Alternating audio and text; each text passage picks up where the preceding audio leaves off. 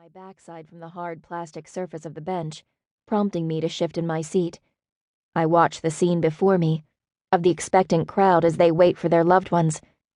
A sparkle reflected from the mylar red balloon floating above even the highest of heads in the herd draws my attention. A breeze from the automatic exit doors tilts the balloon hypnotically from side to side, encouraging my gaze to deeper fixate on it, and the background gradually blurs away. I stare at the fine string that tethers the balloon to someone's hand.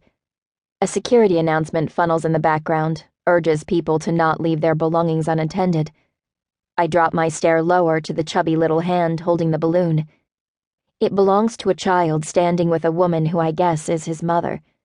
I study the delicately freckled features that ornament the child's sweet round face. My heart flutters when my gaze pauses on his hazel eyes. A shade lighter, and they would be identical to the ones I so longed to drown in.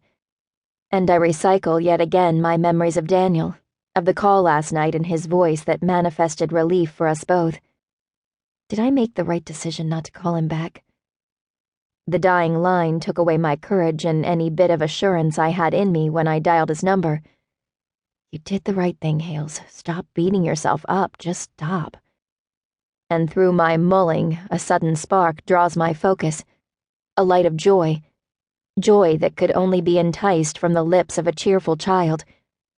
The little boy holding the balloon giggles and runs to a man who waits, squatting to receive him in open arms.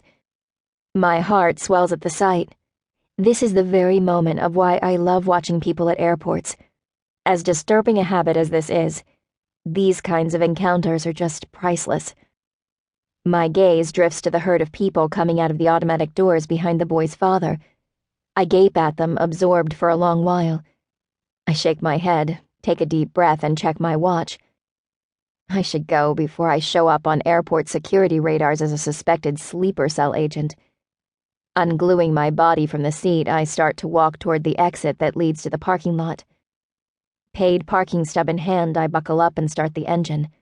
Fragments of songs are blended into each other as I scan the channels, shifting the car into drive, and with nothing better to listen to, I leave the radio on a talk show. I roll my eyes at the idiocies that come out of the hosts' mouths.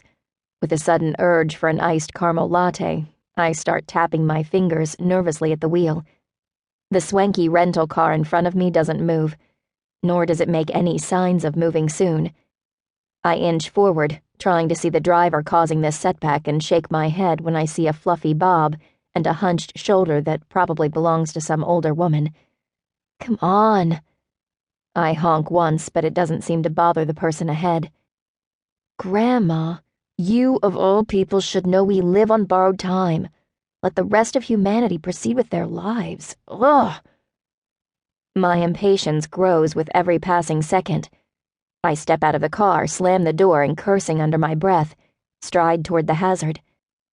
I thump the window and subject, looking ahead while composing a quick tirade in my head. My feet, with a mind of their own, irritably stamp the ground, and I grimace, waiting for a reaction from the nursing home tenant on the run. When she says, with the sweetest smile, "Yes, sweetheart," I just shake my head and return a sheepish grin. I say, "Have a nice day, ma'am," then turn on my heels and take my shamed self quickly back to my car. Okay, Hales, time to get it together. You might be a total wreck inside, but do not let that loose on the general public. Get a grip, and fast.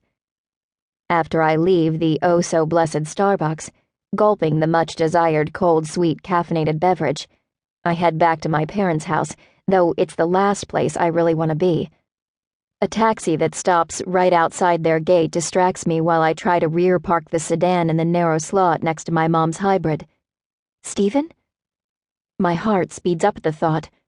When I anxiously step out of the car, the taxi's passenger door opens and I gasp.